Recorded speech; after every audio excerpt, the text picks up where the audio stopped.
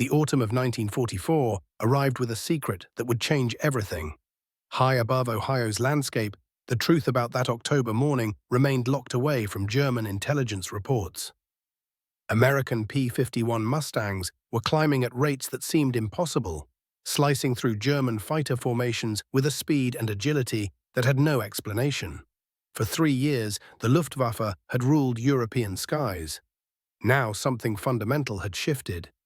Inside German cockpits, veteran pilots watched their world turn upside down. The Messerschmitts and Focke-Wulf fighters that had dominated from Poland to Britain couldn't keep pace. Pilots pushed their throttles past the red line, desperation creeping into their movements. The Daimler-Benz engines, engineering marvels that had won countless dogfights, simply couldn't close the gap. Some suspected their instruments had failed. Others whispered about Allied trickery. The Americans had discovered something the Germans didn't know existed. In secret laboratories, a French chemist was mixing aviation fuel so potent that American military brass had originally deemed it far too dangerous for actual combat. This wasn't ordinary gasoline. This was 150-octane fuel, chemically impossible by German standards, created through a formula that would never surface in any Luftwaffe intelligence briefing. 8,000 feet above occupied France, an invisible revolution was unfolding in the air. It wasn't about bigger guns or thicker armor. It was octane, pure octane, pushing American engines 300 horsepower beyond anything their designers had imagined possible. The Luftwaffe never saw it coming. Back at bases across England, the reality was grimmer. Flying Fortress squadrons and Liberator bombers sat grounded on the tarmac more often than they flew. Crews stared at weather reports, but weather wasn't really the problem. The real problem was the mathematics of survival. Of every 100 heavy bombers that crossed into German airspace, 23 never came home. The young men climbing into those aluminum fuselages understood their own odds of mortality better than anyone. At American airfields, the pressure had become almost unbearable. The Army Air Forces had thrown everything at the problem. Faster fighters, heavier armor, more defensive weapons. Still, the Luftwaffe controlled the skies above occupied Europe. The P-47 Thunderbolt packed impressive firepower but moved too heavily and slowly to catch German interceptors. The P-38 Lightning could streak across level sky at tremendous speeds, yet couldn't climb high enough to engage enemies at altitude where the real battles happened. Courage alone couldn't overcome the physics of horsepower and aerodynamic drag. In a laboratory that perpetually reeked of petroleum and chemical solvents, Eugene Houdry worked 18-hour days. His colleagues thought him mad. The French-born chemist had already revolutionized how the world refines gasoline through his catalytic cracking process. But military aviation fuel was something else entirely, something far more demanding.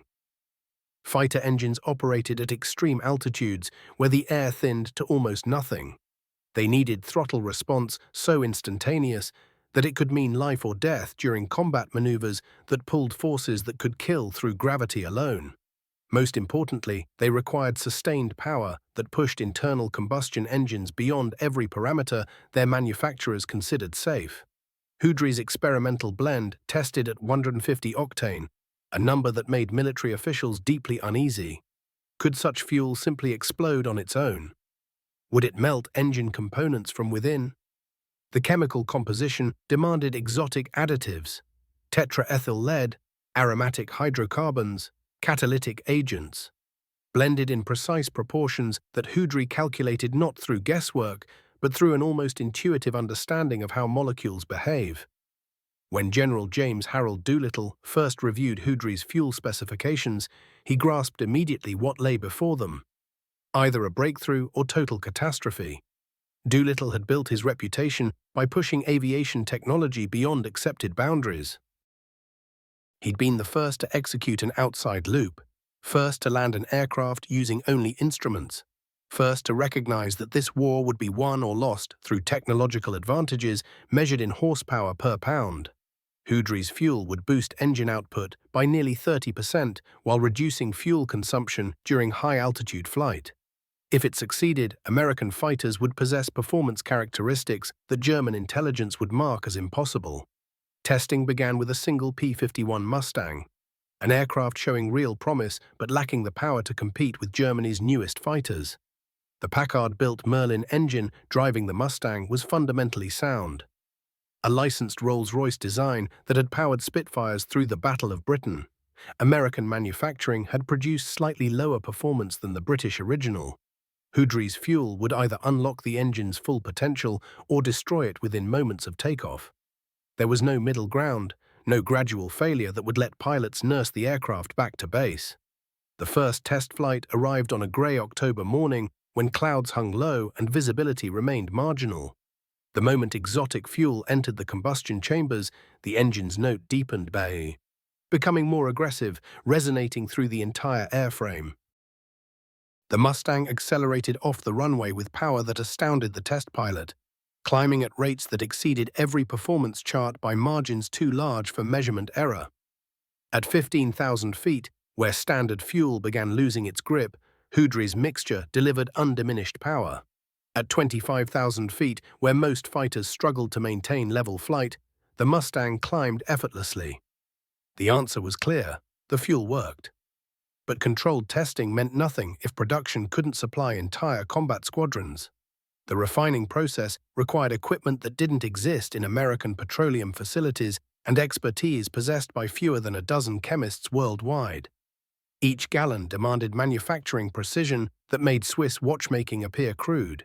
Military bureaucrats who'd dismissed Houdry's work as impractical now faced an uncomfortable truth. This impractical solution might be their only solution. The alternative was accepting losses that would destroy the Army Air Forces within months. As autumn turned to winter, the pressure mounted with every European theater commander's mission report. The war was reaching its critical phase. The window for achieving air superiority was closing fast. German engineers weren't sitting idle. They were developing jet fighters that would render all piston engine debates meaningless. Time was evaporating, and Houdry's fuel represented the final opportunity to shift the balance before technology made conventional fighters obsolete. December 15, 1944 arrived clear and cold. 4 P-51 Mustangs from the 357th Fighter Squadron lifted from Leiston Airfield in Suffolk, their Packard Merlin engines burning the exotic 150-octane gasoline that had consumed months of development and cost the Army Air Forces more per gallon than most families spent on groceries in an entire month. Major William Preddy led the formation. As his aircraft climbed through 8,000 feet, he felt something fundamentally different. The engine response was unlike anything in his 2 years flying Mustangs, crisp, immediate, powerful enough to press him back into his seat during full throttle climbs. At 22,000 feet, where standard fuel typically began faltering, Preddy's Mustang was still accelerating.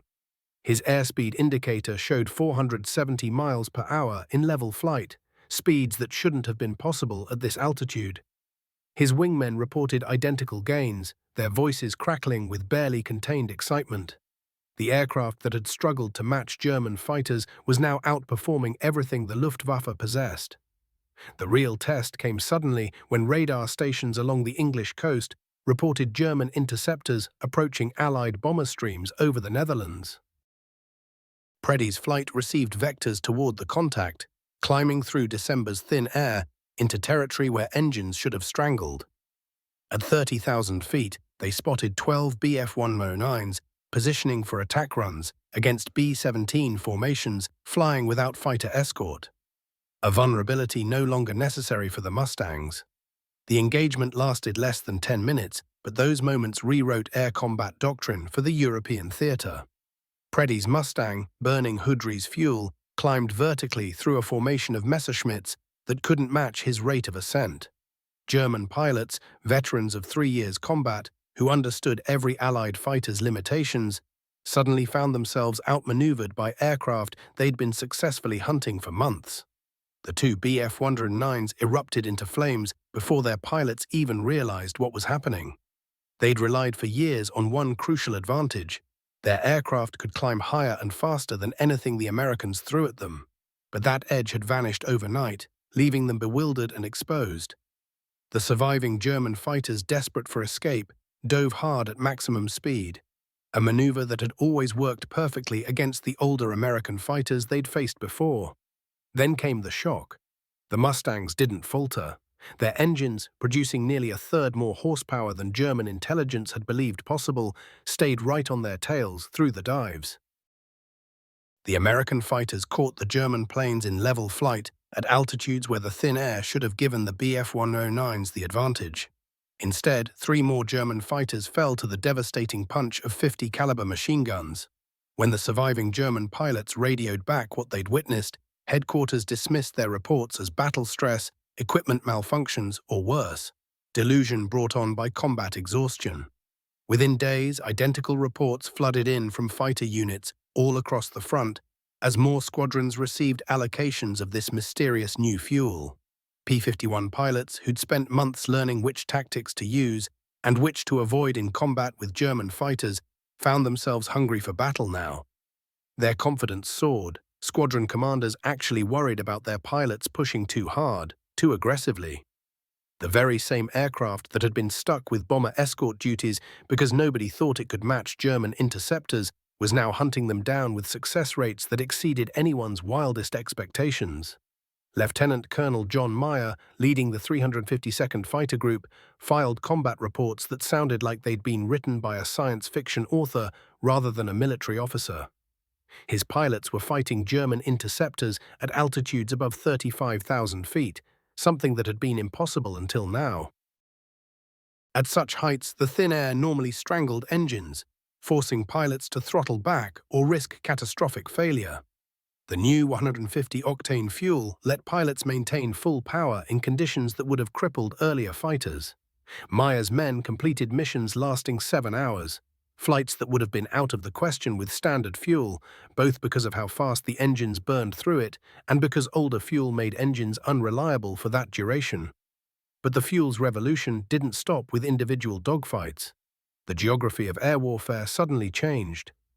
B-17 and B-24 bomber formations could now have fighter protection all the way to targets deep inside Germany that had never been defended before. Mustangs running Hudry's fuel mixture could escort bombing runs to Poland, Czechoslovakia, and the eastern regions of Germany. These were areas bomber crews had struck before with no fighter cover, taking terrible losses. Now those bombers had guardians that could stay with them the entire way. Germany's reply was swift but useless. Luftwaffe engineers pored over wreckage from downed Mustangs, looking for some modification, some secret weapon that could explain the sudden jump in performance. They found only standard Packard Merlin engines with nothing unusual about them. This led to desperate theories about American deception tricks or mysterious weapons that existed only in the minds of frightened intelligence officers grasping at straws. The idea that fuel chemistry alone, just gasoline mixed with special additives, could produce such enormous improvements seemed impossible to German experts who knew about octane ratings but didn't understand the advanced catalytic chemistry that Hudry had pioneered. The real problem became making enough of it. Production was the bottleneck. Every single gallon required manufacturing steps that pushed American oil refineries to their absolute limits. Refineries built for wartime production had to be reconfigured again, this time to handle the precise temperature controls needed for the chemical additives Hudry's formula demanded. The price climbed to over $50 per gallon in 1944 money, meaning each combat mission by a Mustang carrying this fuel cost more than what the average American earned in a year. Moving the fuel was just as complicated as making it. The exotic chemicals that went into 150-octane fuel came from plants scattered across America, many that had never made military materials before. Getting this volatile mixture to where it was needed meant special railroad transport procedures that freight companies resisted because the risks were genuine and frightening. One train derailment could destroy enough fuel to keep an entire fighter squadron flying for weeks, and the explosion would obliterate everything for half a mile in every direction. Still, production climbed steadily through the winter of 1944 and into 1945. The fighter squadrons flying over the most contested regions got priority. These were the pilots and planes where Hudry's fuel made the most difference in keeping bombers alive. Every gallon was accounted for more carefully than the nation's gold supply, and squadron leaders guarded their fuel stores like dragons protecting treasure, watching for any waste or unauthorized use. The transformation in air combat that Ujian Hudri had started with his fuel chemistry was measured in more than victory tallies. It was measured in bomber crews who went home to mothers and wives and children, who never knew how close those sons and husbands had come to being shot out of the sky by German fighters that suddenly couldn't catch the American escorts anymore. Intelligence reports landing on desks in Berlin during January 1945 painted a nightmare picture. Senior Luftwaffe commanders began questioning their field commanders' competence.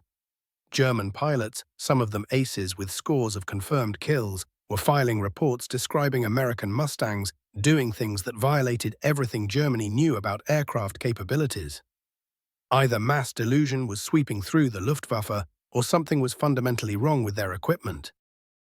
Oberst Johannes Steinhoff, one of Germany's finest fighter pilots and combat leaders, personally questioned pilots who swore they'd seen P-51s outclimb Focke-Wulf 190s in vertical climbs and hold combat speed above 30,000 feet, where engines should have been gasping for air.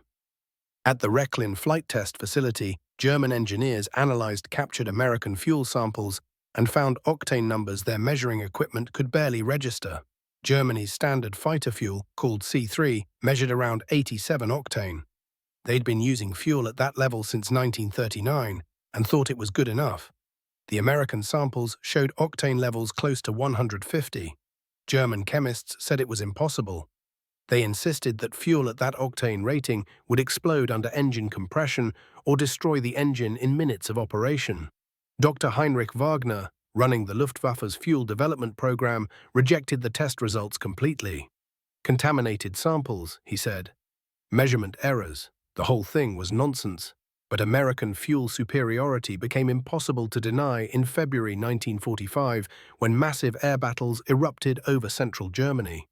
Luftwaffe fighter wings that had protected German airspace for 4 years found themselves systematically beaten by Mustang squadrons that seemed immune to the altitude and fuel problems that governed aerial combat.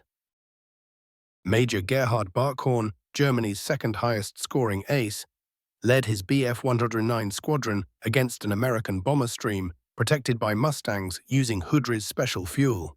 What should have favored the nimbler German fighters on their home ground turned into a demonstration of how technology could overcome experience and tactics. Barkhorn's pilots climbed to interception altitude and maneuvered for high-speed diving attacks on the bombers, exactly as they'd trained. The escorting Mustangs didn't stay close to the bombers as expected.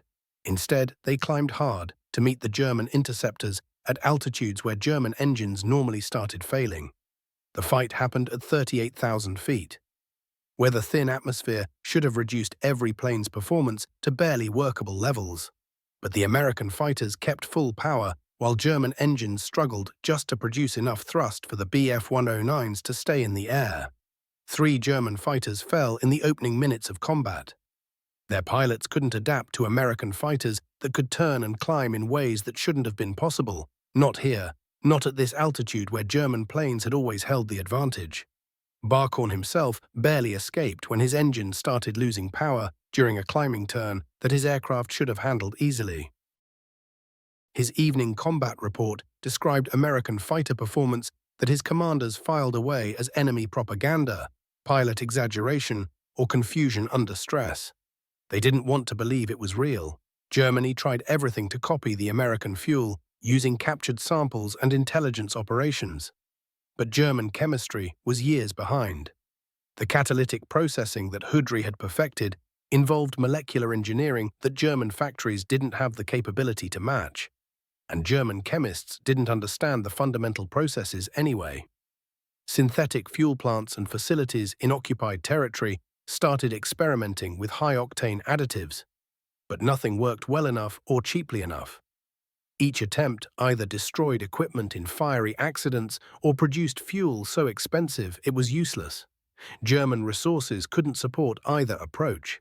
Every try at making serious quantities of high-octane fuel either ended in explosions, destroying refinery equipment, or yielded expensive fuel with barely noticeable improvements, all at prices Germany couldn't afford. Reichsmarshal Hermann Göring ordered desperate countermeasures, pushing German engines beyond their design limits with radical modifications and experimental fuel injections.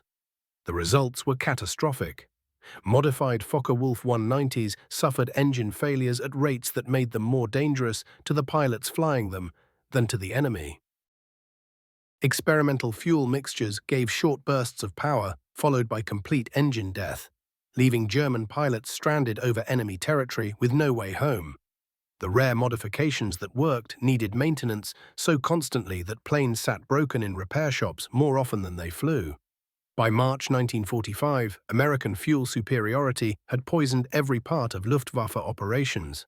Fighter squadrons confined to defensive roles found they couldn't defend effectively anymore against escort fighters operating at altitudes and ranges that used to be impossible. German pilots, many with years of combat experience, started avoiding American fighters whenever they could, a humiliating retreat that meant German bombers and ground attack planes had no real protection. The fighting over Berlin's skies in those final months showed just how completely German air defense had collapsed when facing American technological advantages. Hundreds of Mustangs burning Hudry's fuel escorted bomber streams directly over the German capital, fighting and defeating German interceptors that months earlier had been among the world's finest fighters. The effect on Luftwaffe pilots was as crushing psychologically as it was tactically. German pilots who'd started the war confident their equipment was superior now faced enemies whose planes did things German engineering couldn't touch. Intelligence reports from German agents in Allied countries offered wild theories. Secret American weapons, revolutionary engines, captured German technology, reversed and improved. None of it explained the simple truth. American fuel chemistry had achieved a breakthrough that German science couldn't replicate or counter. Building the industrial system to make Hudry's exotic fuel required investment and technical capability that Germany's wartime economy couldn't match under any circumstances. The inability to develop answers to American fuel technology became emblematic of Germany's broader industrial weaknesses that would help decide the war's outcome. While German engineers chased complex solutions involving jet engines and rocket interceptors, American chemists had solved fighter performance through fuel innovations that required no changes to existing aircraft. Hudry's approach had an elegant simplicity that contrasted with German attempts to overcome technological gaps through increasingly frantic and intricate engineering. Expensive projects that consumed resources without producing anything useful. When spring 1945 arrived, the Luftwaffe's capacity to challenge Allied air dominance was finished completely. The defeat traced back to one French chemist's insight into how special fuel mixtures could transform ordinary fighters into machines that exceeded every performance standard German aviation had thought was the limit. Captain Chuck Yeager settled into his P-51 Mustang on that April morning in 1945, feeling the weight of what every combat pilot understood all too well. The odds were never in your favor. At 22, he'd already flown more dangerous missions than pilots twice his age. But the fuel coursing through his engine's cylinders held secrets that neither the Germans nor most American commanders fully grasped. That high-octane mixture burning in the Packard Merlin engine packed energy like nothing else available on either side of the war. It wasn't just gasoline. The chemistry unleashed power that pushed internal combustion to places its creators had never imagined possible. This morning's assignment meant flying deep into enemy territory, shepherding those massive B-17 flying fortresses towards synthetic fuel plants clustered near Leipzig. The target was crucial to Germany's crumbling war machine. And here was the bitter irony that kept pilots like Yeager awake at night. Their ability to destroy German fuel production depended entirely on American fuel technology that German scientists couldn't begin to duplicate. Each gallon of this exotic mixture cost more than average American workers earned in 30 days. But those dollars bought tactical advantages that had become absolutely essential to winning the air war in its final phase. By 28,000 feet over occupied Europe, Yeager's formation spotted them, Jagdgeschwader 26, remnants of Germany's most battle-hardened fighter units still flying Focke-Wulf 190s. These German pilots had hundreds of combat hours behind them and reputation to match.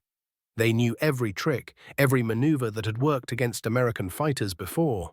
But what was about to unfold would prove something that aviation history was just beginning to understand. Pure technological advantage could overcome experience and even superior numbers. The Focke-Wulfs, despite their modifications and fuel injection systems designed specifically to match American performance, simply couldn't climb to where Jaeger's Mustangs operated at full power. German pilots found themselves forced into defensive positions exactly when their years of training should have given them the upper hand. Lieutenant Robert Anderson, watching the engagement unfold, would later describe it as almost dreamlike. Experienced German pilots were making mistakes. They were flying aircraft whose capabilities had apparently become mysteries to them. Within minutes, 3 Focke-Wulfs tumbled from the sky. Not primarily because American gunners were more skilled, though many were, but because the German aircraft simply couldn't function at combat power where Jaeger's fighters thrived. When the surviving German fighters attempted their escape through high-speed dives, maneuvers that should have carried them beyond American reach, the Mustangs burning that American fuel simply kept coming. The pursuit speeds exceeded anything German aircraft were designed to handle. 2 more Focke-Wulfs went down. The survivors limped back to report yet another engagement where their aircraft had performed in ways no German engineering could explain. The pilots flying that morning understood something deeper than tactics. Their survival depended on innovations created by scientists in distant laboratories, people they'd never meet. Second Lieutenant William Hayes had been shot down 6 months earlier flying a standard fuel Mustang over France. His replacement flew the new fuel mixture. During Hayes's first combat with the exotic gasoline, his Mustang pulled maneuvers in that dogfight that would have been impossible with conventional fuel. The difference wasn't subtle. It was the margin between going home and becoming a name on a memorial. Squadron casualty statistics told a story that commanders couldn't ignore. Fighter units using standard aviation fuel lost roughly 1 pilot in 5 every month. These were numbers suggesting that completing a full tour was less about skill and more about luck, which pilot survived and which didn't. Squadrons equipped with the exotic fuel mixture reported losses below 5% monthly.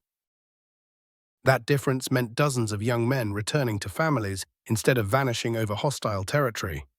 Lieutenant Colonel Francis Gabreski commanded the 56th Fighter Group and kept meticulous records of what superior fuel meant in human terms. His pilots, burning that premium mixture, completed escort missions over heavily defended German targets that would have been suicidal with regular fuel. Deep penetration operations became routine instead of desperate squadron-destroying gambles. The effect on pilot morale was transformative. Units that had been demoralized by unsustainable losses suddenly became aggressive squadrons actively hunting German fighters. Beyond individual pilots, the strategic picture shifted entirely. Heavy bomber formations that had previously absorbed devastating losses during unescorted portions of their missions could now have fighter protection throughout their entire flight. The 8th Air Force, hemorrhaging bombers at rates that threatened to make strategic bombing obsolete, suddenly possessed the muscle to sustain operations deep inside German territory. General James Doolittle watched the transformation from his English headquarters and grasped what had happened. This fuel technology had fundamentally rewritten the rules of aerial warfare. What burned in those American fighters represented far more than higher octane ratings. It embodied American industrial power that Germany simply could not match, not even at full capacity. Each gallon required manufacturing processes demanding precision engineering and chemical expertise that exceeded Germany's total available resources by orders of magnitude. Pilots like Jaeger, Anderson, and Hayes were living proof of something young military officers had theorized, but never quite proven. Wars were won not just through courage, but through scientific breakthroughs that handed one side decisive advantages the other couldn't overcome. The fuel flowing through their engines came from a French chemist's deep understanding of petroleum chemistry, combined with an American military establishment possessing both the resources and flexibility to transform laboratory work into operational weapons. As May 1945 approached and Germany neared collapse, those young pilots, barely old enough to legally vote, carried knowledge that survival depended on fuel mixtures German science would never replicate. That meant the war's outcome wasn't simply about which side fought harder. It was about which side possessed superior technology that would reshape aviation for generations forward. When Dr. Eugene Houdry stood in his laboratory at Wright Field on the day Germany surrendered, examining samples of the fuel mixture that had transformed the air war, he understood something else.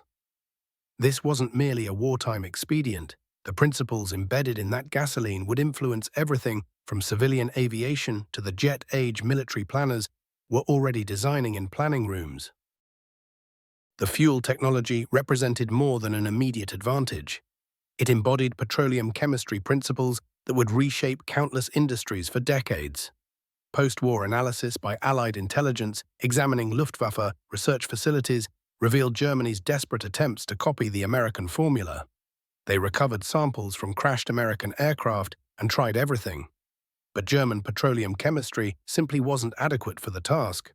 Dr. Heinrich Wagner's fuel development program, despite access to Europe's most advanced chemical facilities, never achieved octane ratings exceeding 110.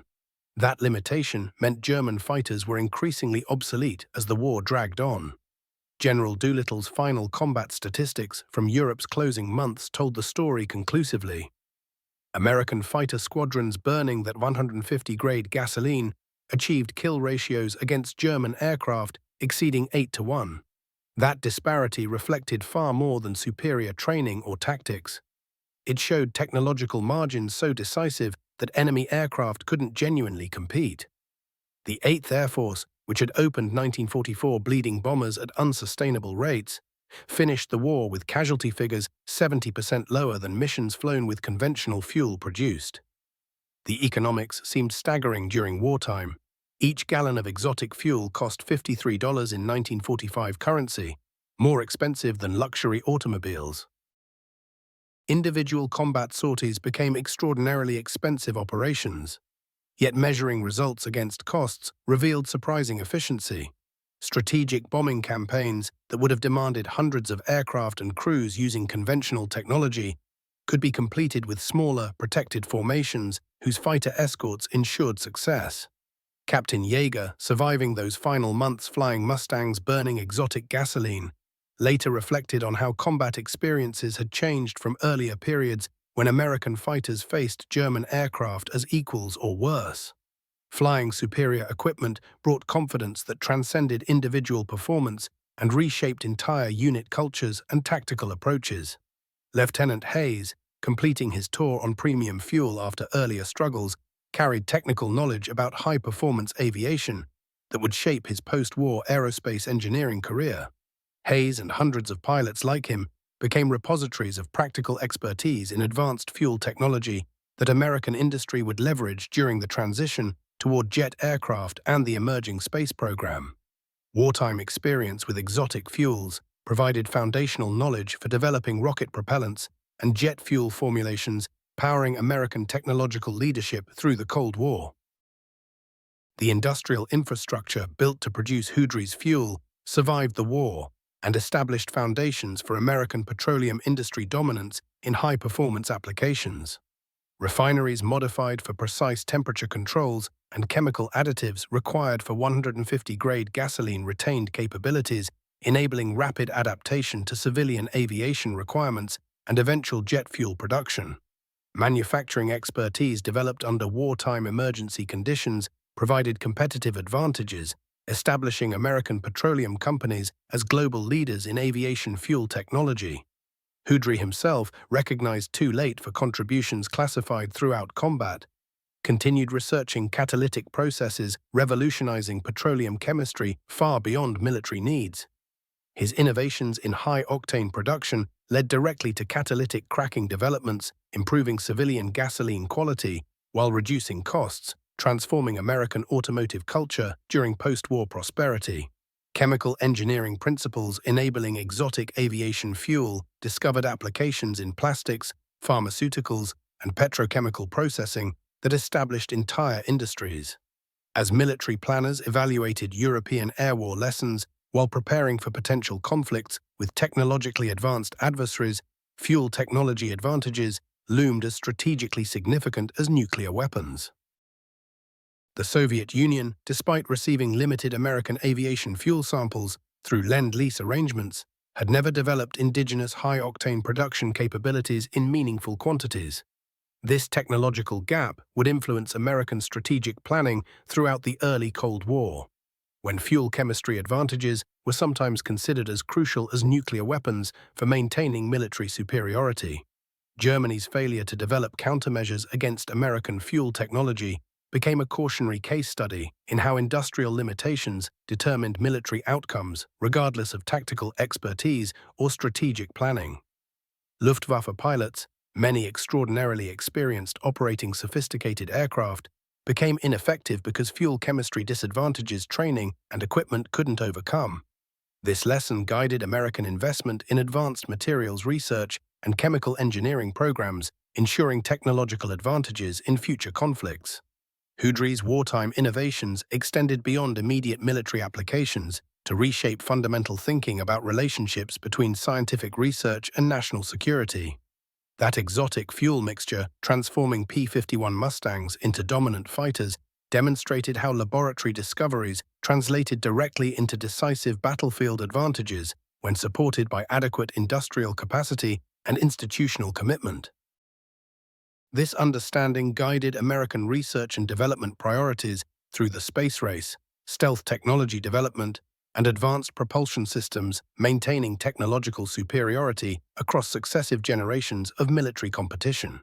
The revolution concluding Germany's surrender had been achieved not through incremental improvements to existing technology, but through breakthrough innovations redefining performance parameters for all aircraft operations.